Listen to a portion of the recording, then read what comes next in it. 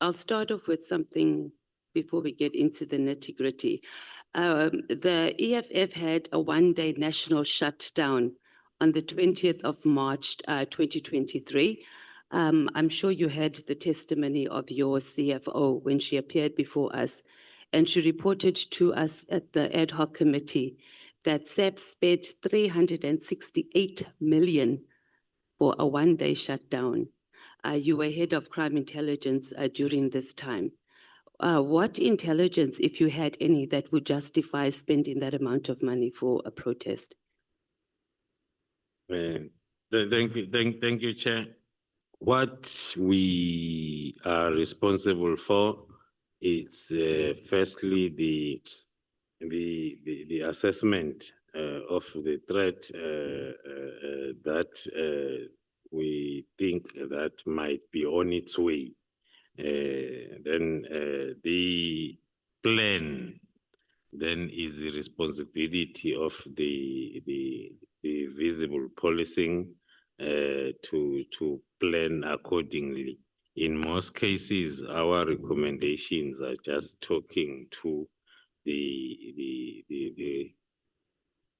need for a plan to be put in place for any situation that might come because of that threat. What was the level, security threat level? In terms of risk ratings? Yeah. In terms of risk rating, if I'm not mistaken, it was a medium risk. And has there been any other of EFF protests or rallies that were leveled higher than that? If you've done any other assessments as crime intelligence? I don't remember. It's just that when we do our assessments, we don't normally do them in terms of political organizations. But I don't remember any. Okay, and have you done risk assessments for other political parties? Or I know you said you don't do it in terms of political parties, right? But there are other political parties that have protests or whatever it is. Has crime intelligence been involved in doing risk assessments for them? It's so one of standard. It's a standard. It's a standard thing. So in your experience, the spending of 368 million on a mid-level risk assessment, and maybe you can also speak to us, what does mid-level, what does it involve? When you give that level of assessment, it means what can happen? There are lots of factors that are considered. For instance, if the threat is a national threat, so which will mean that they need to have a plan that will cover the whole country. And also other factors that are considered is what else is happening in the country, because then the resources, the movement of resources will be affected by what else is happening in the country. So to look at the threat and risk assessment of this particular event or threat only maybe might not then give us the correct picture. One will need then to widen the scope and zoom as to what was happening during that time of the year. Okay, let's move on to, this committee has been subjected to this character called Paul O'Sullivan. And he doesn't want to appear before us. He has disappeared. You as head of crime intelligence, have you done any investigation into Paul O'Sullivan and his organization? Thank you. Without maybe with the assurance of no more follow-ups on that particular question, but he has been one of our persons of interest for quite some time, few months. Few months? Yes. is different to a few years. When did he become a person of interest? And when you say a person of interest, it means what? Because he's even written this book called Stop Me If You Can, and he says that he has disrupted and reversed crime intelligence in our country. And I think as a high-ranking SAPS officials, and all of you should be Oh. Thank you. concerned about that. Thank you, Honorable Chair. As I indicated earlier on today, that there are people that becomes people of interest just because they just come out of nowhere and they become something. So by saying they are, for the past few months, I'm referring to me having been in charge of crime intelligence. I don't want to say yes for the past few months, but he has been a person of interest. But you've been in crime intelligence, the head, since 2022, am I wrong? You were appointed head of crime intelligence, wasn't it in 2022? December 2022. So when you say months, General, you mean like months can be 12 months. That's like a year. I'm just trying to understand when you say he's been okay, instead of saying a few months, give us approximate between 5 and 6 months, or is it 12 to 14 months? Because you've been in crime intelligence, or heading up our crime intelligence rather, since 2022. Yeah, I can say plus minus 12 months. Okay. So that's over a year, it's not a few months. Then, Lieutenant General, what have you done, or what has been done? Because having someone as a person of interest and acting on it is two different things. So just report like what has been done about him to a point that he can even go and write a book. He's implicated, he's given interviews and said that there's crime intelligence officers that gives him information and recordings, etc. So also speak to us about that. Have you investigated who those crime intelligence officers are and what's going on? Yes, Honorable Chair, through you, there are lots of investigations that are ongoing around the subject. And I think that's why this morning one made a comment that talks to the culture in our country of looking at something happening or starting and then doing nothing until it becomes a problem. So those are one of the issues that one had to look into coming into the current position. So, Lieutenant General, there's too many investigations going on. That's all we ever hear. You were also at the commission. You said that investigations are at an advanced point on certain matters, serious matters, and we're still there. So, generally, what should we expect from our police? Well, your office, your division directly, crime intelligence, like if we have that messed up, our country's messed up. Turnaround time. Because you still have those members that he talks about, whether it's true or not, we don't know. Are they still there working in crime intelligence? Do you even have the names of them? Which members? 250. Those he said he gets information from Paul O'Sullivan in your crime intelligence division.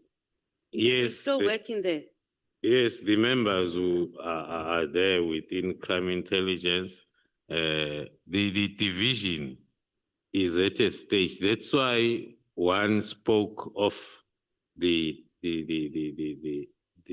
turning around of the environment, which will take some time. It was weakened for a very long time. Now you come with the reforms, then you need tools. And then for the past 2 years, one could not fill the critical post that you expect. Then those are the tools that you need. So the challenges in the environment will need then the working together from all different levels of the arms of state. Lieutenant General, you're sounding like a politician when you say working together, because if we still have people who are implicated, starting with our president of the country, together we will do more. But the side note on that, what needs to happen outside of you saying there must be reform?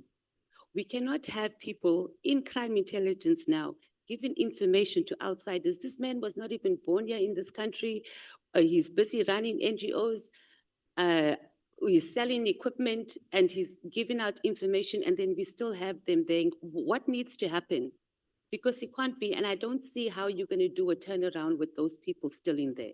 So you need to tell us what needs to happen, because it can't be that we have ongoing investigations that can go on for years and years, and then they continue being there in the same environment, and the corruption is obviously going to continue. So what must happen? Don't just say reforms, General. Tell us what must happen. What do we need to do here, and recommendations we need to make as a committee.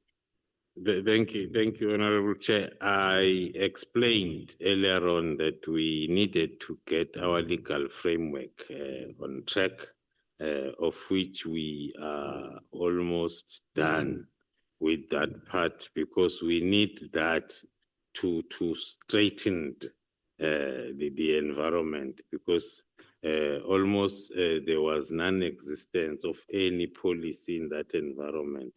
Including the legal framework that allows us to do our work. So once that is done, then you need proper tools in the form of personnel, people that are going to implement those reforms. Now, when we are in the middle of that process, and then we are affected by the arrests, we are affected by the holding of posts. So I was referring to months because there's been a year that has been lost because of that half of the year, no appointments, another half, the whole senior management is arrested and not allowed to go to the office. So with those challenges, but then the plan is there to be implemented. We can see the light at the end of the tunnel. In paragraph 40, speaking about reforms, you say that you were implementing reforms and enforcing consequence management at a senior management level, but this was not supported by some senior managers. Who are those senior managers that were not supporting the reforms? Let me start, thank you. Let me start by the current state of the division when it comes to consequence management, even at lower level, before I go to a senior level. In the division, I think there is one incident in the Western Cape where a member was arrested for a very serious crime, and the commander, the supervisor, gave that person a 1 month salary, whatever, and then come back. So I'm just making an example to say the culture of disciplining. It's something that we need to deal with from top. We must have the correct provincial head and senior officers that are going to instill discipline, and then consequence management then will be realized. Was there an abuse before you took over of the crime intelligence secret slush fund, as they call it? Yes, big time. And then what has been done about it? There are lots of control measures that we put in place. The last incidents of millions that were reported robbed or stolen were as a result of our control measures that we put in place. Eastern Cape, I had assigned the teams to go and do the surprise inspection of the safes, and then that information leaked. And then when the team for a surprise inspection are on their way, and then the commander is reporting a robbery, a fake robbery that is not there. And then that commander was then dismissed afterwards, and then the captain was criminally charged. I'm making an example to say there are lots of reforms, the control measures that we are putting in place that were not existing, but then they come up with those challenges. So in other words, it's not continuing under your leadership. One would want to say it's not continuing, yes. Okay. But there were cases that were opened by members of parliament, and we've had long discussions about this in whole slush fund.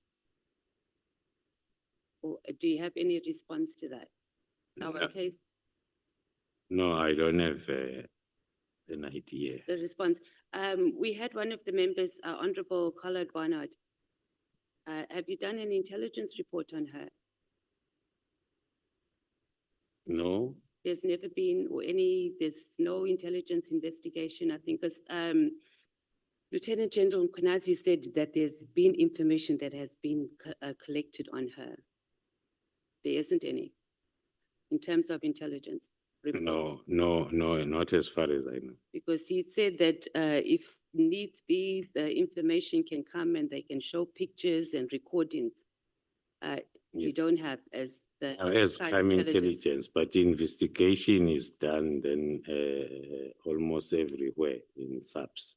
So it might not have been, you're saying it might not have been a crime intelligence investigation. Yes. But we'll just confirm whether he was referring to crime intelligence or not. Have you done any crime intelligence report or have a person of interest, I don't know what the correct phrase is, into Honorable Adams, because he's the one who instigated or opened the cases or the case that had you arrested? No, it's part of the information that, as I indicated earlier on, that if something, because we talk about people's names, especially if there is no reference or case number yet. The one that I responded to, I know that we have a reference number. You spoke about Gauteng SAPS and you said there's about 90% of our SAPS members that are involved in cartels. Was there an actual investigation done and when did it start? How did you come to that conclusion?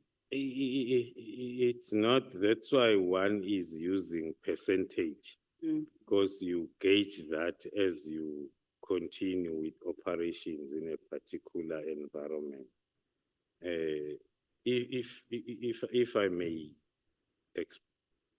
give another example, when we started with the reconfigured PKTT in KZN, around that space of political killings, we had to first arrest 35 of our own SAPS colleagues before we could. Thank you.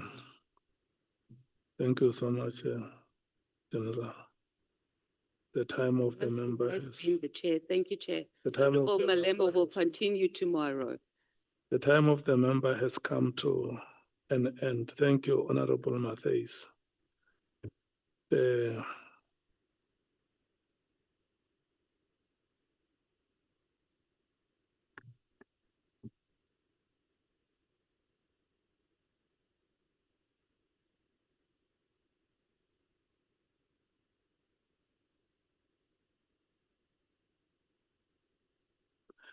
I don't see any honorable member looking at me. I'm trying to look at all honorable members. None of them wants to look at me.